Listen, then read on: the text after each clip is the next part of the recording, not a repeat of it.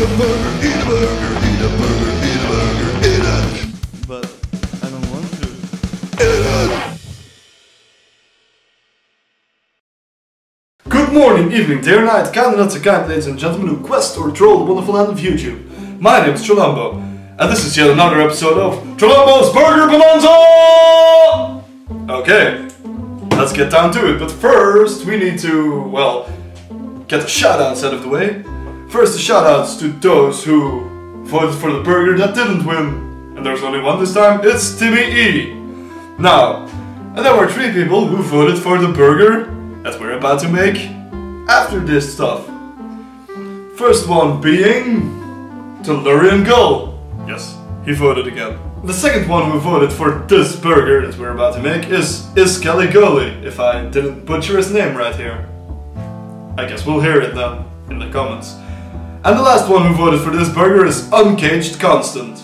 And now, I think it's about time to start making this burger. But first, the ingredients. So you'll need some red onions, 2 red onions to be precise, 2 cloves of garlic as well, about, well, 6 or 7 or maybe 8 tomatoes depending on the size of those things. Then you'll need about, well, 1 green pepper and 1 yellow pepper. Bell peppers, that is.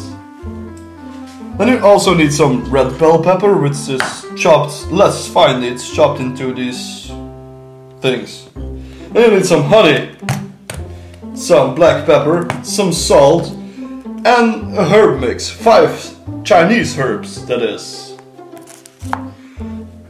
Then you'll need some tomato paste, can of tomato paste. Then you'll need some carrots and some sweet potato. Then you'll need a whole lot of bacon, because you love bacon, admit it. Then you need about 1 kilogram and 200 grams of, well, pork roast meat, like this. Then you'll need some peas, some pineapple juice, some, well, sesame oil, some, you see it, some sake, some mirin, some apple vinegar. You could also use white wine and stuff. Hey. Then you'll need about 8 burgers if you're gonna make 8 burgers like we do, and some additional pineapples.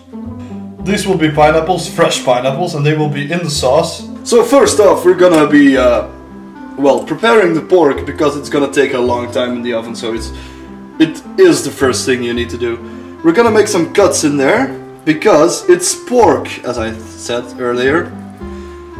And pork and lamb really both go very good with some nice garlic in there. Like, we just make some cuts and put some garlic in there. Like, try to get it all the way in there, like this. So awesome. So after the garlic, you get some salt on there, like all over the meat. Then you get some black pepper on there. And then finally some of this Asian 5 spices. And now this is gonna be placed in a hot frying pan. So for the next step, you just put some butter in a pan and let it melt.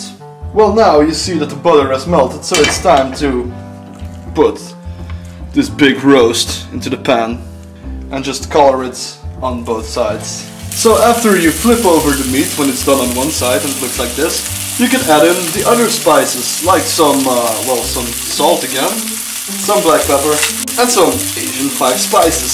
So then, when it's finished, you just grab an oven dish and put it in there. But don't forget to add the sauce. Add a little extra butter on top. And then what I also love to do is add a little bit of honey on top of it. Now it's time to put this oven dish in the oven. The oven has been preheated for about 10 minutes and I'm gonna put it in there for an hour. Make sure to put it quite low in the oven, as not to burn it. So while you're waiting for your meat to be ready, it's time to do the next thing. Well, we're gonna be working on the sauce this time, but I've decided to split the sauce into 2 parts again, because, yeah, most of the recipes for sweet and sour sauce I found used, like, yeah, ketchup And from experience of working with this stuff, I really hate using ketchup in sauces. So I'm gonna make an Asian style ketchup first to put into my sweet and sour sauce. And I guess we'll try and improvise that right now. So while the butter is heating up, I decided to put some of the garlic in there. Well, because we had some left over. And I added some cloves in there.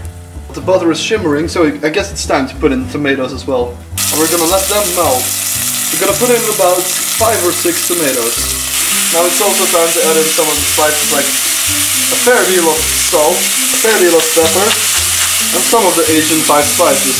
We're just gonna wait until the tomatoes dissolve into a sauce. That's all we can do right now. And we're gonna stir fry, well, the solid parts of the sauce. Sesame oil.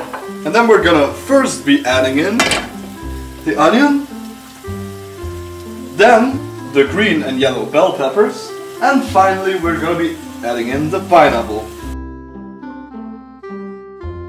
So the pineapple doesn't have to be big, you just, well, mix it in there. And then you'll just take it away from the fire and just let it rest a little bit. So I'm gonna use some of the fresh pineapple juice to just, well, give a little flavor to this Asian ketchup I was talking about. And then we need to sweeten it as well with a fair deal of honey. Well, why did I use the pineapple juice before I put in the honey? Because the honey would probably stick to the pan and it would burn pretty easily. So for the next step I'm going to add in 2, well, tablespoons of apple vinegar. Then 1 tablespoon of sweet rice wine called mirin. And 1 tablespoon of sake madik.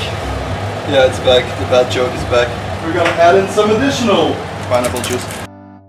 Add some pepper to it. So also you need to add in some tomato paste. We've been playing around with the sauce a little bit because you want to, well, depending on your own taste, you want to make that sweet and sour balance jump out in the sauce. So if it's too sweet for you, just add in some more apple vinegar or white wine vinegar, whatever you're using. If it's not sweet enough, well, you can add in some more honey or some more pineapple. Well, the pineapple is sweet and sour by itself, so I guess you should use honey when it becomes too sour. It's time to grab your South Park themed glass and fill it with water. Or if you don't have a South Park themed glass, just take another one. And you put in 1 teaspoon, or if you don't drink tea, a coffee spoon. Oh, bad joke, sorry. Of, well, cornstarch, and just mix it up into the glass. Let's put some of the cornstarch in there.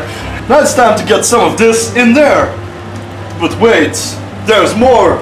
Doesn't this look like it's way too much? Well, that's because we've been semi-following a recipe. And it fucked us really hard in the butt, because look how much sauce we have. This is actual sweet and sour sauce! Don't spit in my eye. It's actual penis power sauce! So now it's time to put some more sesame oil into, well, this time into a frying pan, like a wok pan. The first thing we're gonna be putting in there are some carrots and some sweet potato as well. And here they go. So we're gonna put some pepper on there, some black pepper, some salt. So just pour a little bit of mirin on there because, well, these are gonna take a long time to soften up. Now it's time to add in the pepper. The final ingredient for your stir fry is just some peas. Just, well, put some peas in there. It's time for peas. Now it's time for everybody's favorite pastime, bacon bacon. So, when your meat is done, you just put on your oven mitts. Well, you put on some matching oven mitts like this ones, and you make sure they're really manly. Okay, so now it's time to assemble the burger. You know what we have here is the bun. We opened it up and we're gonna put on 2 slices of bacon, like this. Then after that we're gonna put on the vegetables. The next thing we're gonna put on the burger is the meat. As for the final thing to put on it, it's the sweet and sour sauce. Here we go. This is what the burger should look like. Here it is. Close up. Hey Metal, what's that thing on your plate? Burger. Ah, I have one as well. Wait, I'm forgetting something. What am I forgetting? There's something we should do. Yes. What is it? A big fat Monster Bite! I would say it's sweet, sour, and awesome. Yeah, I was gonna say that. The same thing? Yeah. Okay, so double confirmed. This burger is sweet, sour, and awesome. Sorry. Oh, hello there. We've arrived at the end of this video. And as usual, it's time to pick the next burger.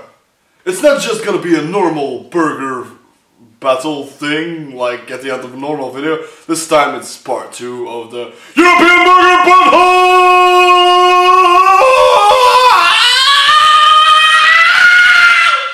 So the first burger you can pick in the European Burger Butthole is gonna be the British fish and chips burger. So yeah, no surprises there. There will be some vegetables added to the regular fish and chips style shit.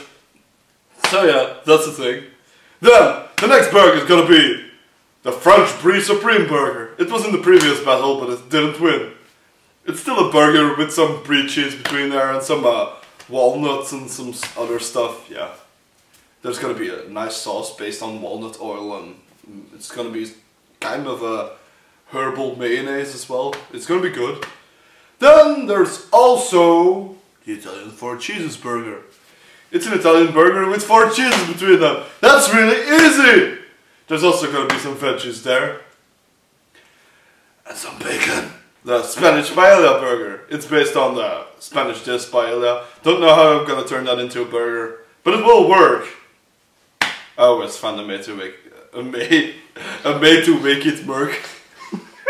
Yeah! English! English! Do you speak it, motherfucker? I'm gonna find a way to make it work. I don't know how I'm gonna do it yet, but hey! It's an improvisation show. And if it's good, you can make it at home and eat it! Or stuff it up your ass. I don't know. You choose. Have fun, eat a burger, and we'll catch you in the next video. Thanks for watching our video. Did you like that video? Don't forget to like it if you like it. If you don't like it as well. Leave a comment and share the video with your friends. Don't forget to subscribe and be real Lolzosaurus. See you in the next video.